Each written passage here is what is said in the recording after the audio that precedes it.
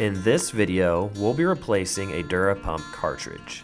First, remove the screws that hold the pump together. Set the pump to the side and grab a flathead if necessary to remove the cartridge. Once removed, take out the old bottom housing gasket. Notice the difference between the bottom gasket and the one-way check valve.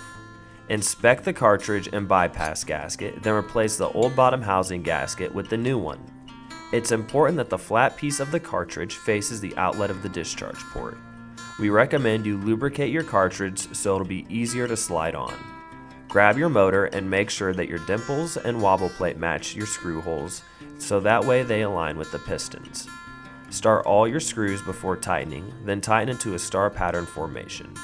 Lastly, you can take a wrench to make sure that they're snug. Thanks for watching and enjoy your Dura Pump from Dura Products.